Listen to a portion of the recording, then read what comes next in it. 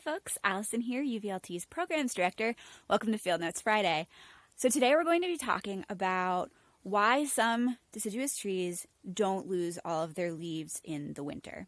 And before I show you the trees, I want to just give you a little bit of background information about the evolution of trees. So the first trees were evergreen trees. They're coniferous trees. They have needles. They don't lose them in the winter. They stay evergreen. And later, deciduous trees, the kinds of trees that drop their leaves every fall, evolved that adaptation. We think for a couple of reasons. It's probably to conserve water and nutrients during the winter months, and then have increased photosynthesis during the summer months. There's also advantageous reasons to be an evergreen tree, so that's why we have both of them.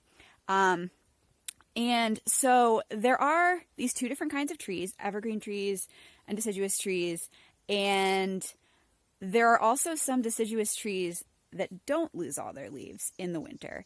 And this is a really interesting fact to talk about because scientists aren't necessarily sure why this is. There's a couple different theories why evolutionarily some deciduous trees might retain some of their leaves during the winter, but they don't actually know what the reason is.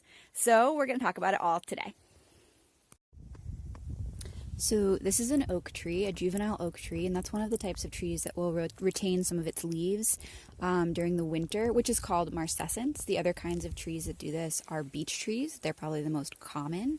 Also, hobhorn beams and witch hazel will retain some of their leaves during the winter. Usually this only happens in the juvenile trees. So this is a beech. You can obviously tell it's a beech from both its smooth silvery bark and from the retained leaves that are that like light brown color. And so this is called Marcescence. It's a juvenile trait that happens, and scientists, as I said, aren't necessarily sure why this would be. So there are a couple of theories. One of them is that it's an adaptive trait for trees that are growing in poor sites.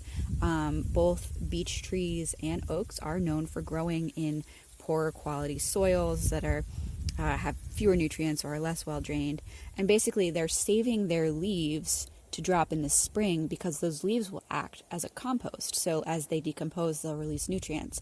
Whereas if the tree drops its leaves in the fall, those nutrients will start to decompose in the fall, not in the spring when the tree needs them. So that's one adaptive reason. Another would be that the leaves on the lower branches are trapping snow, and that this will allow the tree to have more access to moisture in the spring. So both of those are sort of something the tree needs in the spring that it's sort of saving.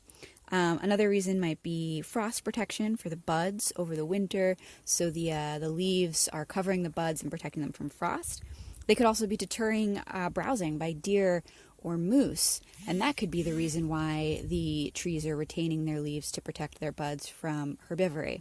So these are the theories that scientists have. We don't exactly know which one of them is the reason that this adaptation evolved. Could be all of them. We don't really know.